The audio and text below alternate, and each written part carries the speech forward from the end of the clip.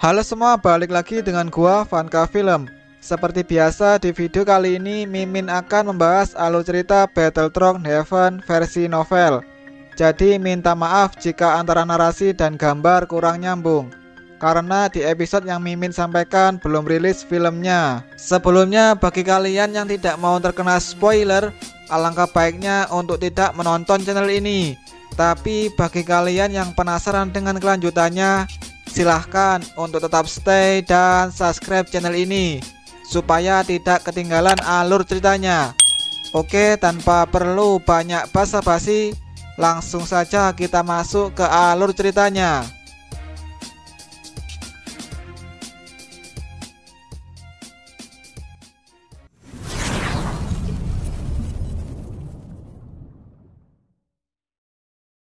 Cerita diawali dengan memperlihatkan Yunleng yang hendak menangkap Shoyan. Tiba-tiba lengan baju Shoyan bergetar. Segera bayangan tebal dan besar muncul, membuat tangan Yunleng mengayunkan dengan keras. Seketika kekuatan mengerikan benar-benar mengguncang udara sampai gelombang suara ledakan.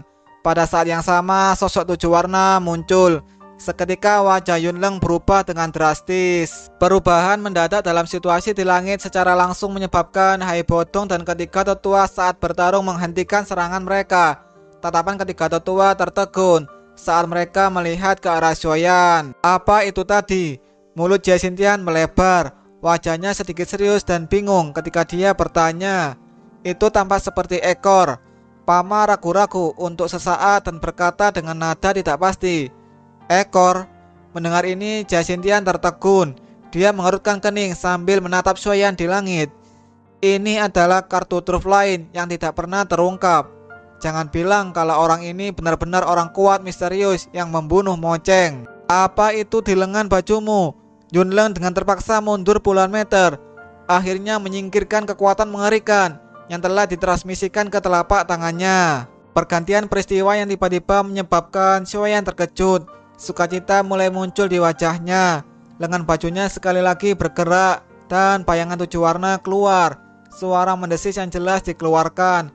Seekor ular kecil tujuh warna mulai dengan gembira berkeliaran di sekitar tubuh Shoyan. Sinar matahari menyinari tubuh kecilnya, memantulkan cahaya tujuh warna. Ular kecil tujuh warna itu secara alami adalah tujuh warna langit menelan piton yang telah tertidur dan kini terbangun ketika Shoyan dalam keadaan bahaya. Binatang sihir peringkat 5. Saya tidak berharap bahwa Anda menyembunyikan hal seperti itu. Yunleng memutar pergelangan tangannya.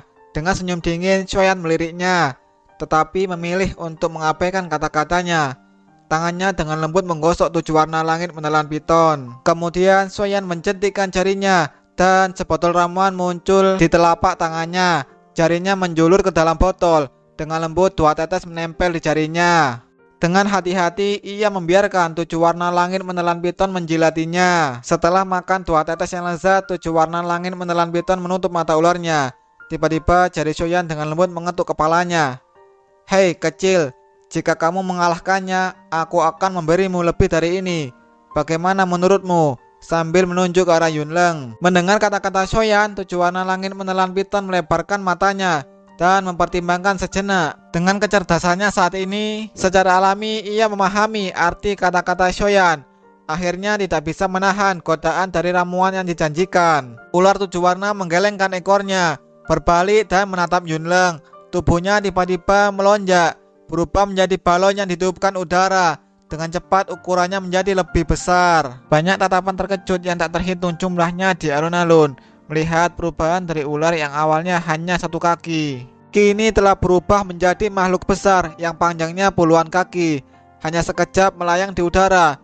Jika tubuh ular memiliki cakar, pada saat ini mirip dengan naga yang hidup. Setelah tubuhnya diperbesar, energi yang kuat perlahan-lahan meluap dari dalam tubuhnya, menyebabkan udara di sekitarnya membentuk riak seperti gelombang air. Tubuhnya yang besar tidak hanya mengejutkan orang-orang di bawah, tetapi bahkan Shoyan.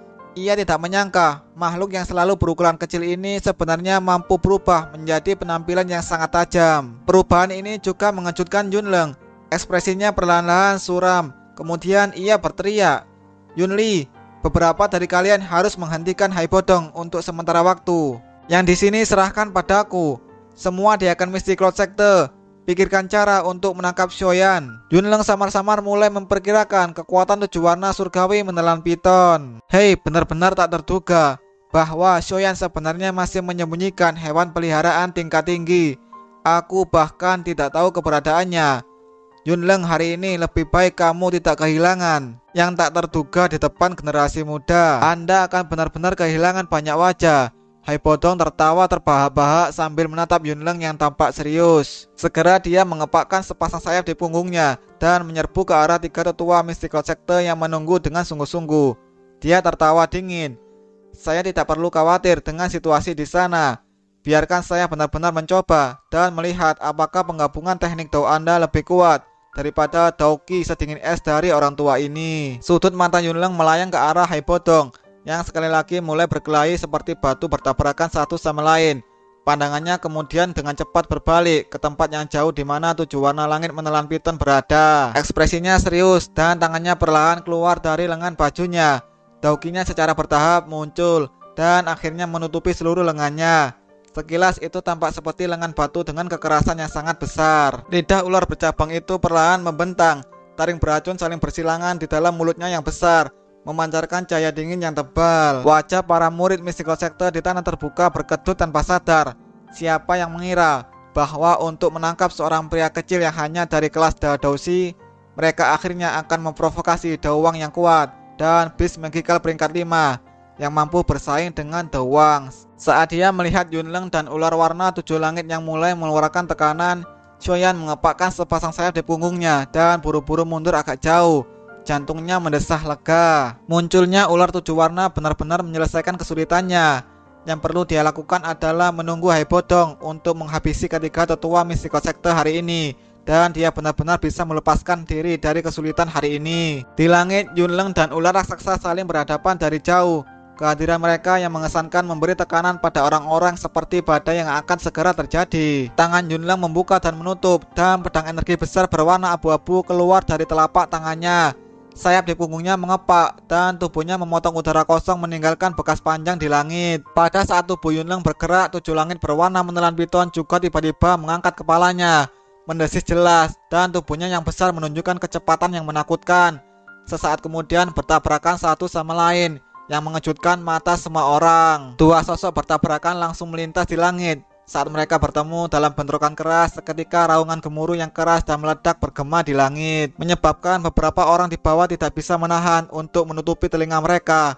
Wajah mereka dipenuhi dengan kejutan ketika mereka menyaksikan tempat di mana kedua kekuatan bertemu. Yunleng telah mengadopsi serangan liar jarak dekat yang paling ganas. Serangannya membawa suara angin yang tajam, meminjam kelincahan tubuhnya untuk menyerang mata, hidung, dan titik lemah lainnya dari 7 langit berwarna menelan piton. Meskipun Yunleng sangat lincah, 7 langit berwarna menelan piton juga tidak lambat. Dengan kekuatan ekstrim, ekornya yang besar terayun dengan tangkas. Kekuatan yang menakutkan itu memancarkan energi besar yang tampak seolah-olah ingin menghancurkan ruang angkasa. Suara ledakan menghempaskan udara di sekitar hingga menciptakan banyak titik vakum. Meski ukuran sama sekali berbeda, tetapi mereka berdua mampu memancarkan kekuatan yang menakutkan yang setara satu sama lain. Ekspresi Yunleng sangat serius saat dia memegang pedang batu di tangannya. Sepasang sayap di punggungnya mengepak. Tubuhnya tidak berhenti di satu tempat selama lebih dari 3 detik. Setiap kali tubuhnya bergerak, pedang batu di tangannya akan membawa kekuatan ganas yang menyebabkan semua orang terpesona. Dan spoiler pun bersambung. Semoga teman-teman menyukai videonya. Jika ada salah dalam kata-kata, saya pribadi minta maaf. Terima kasih dan sampai bertemu di spoiler episode selanjutnya.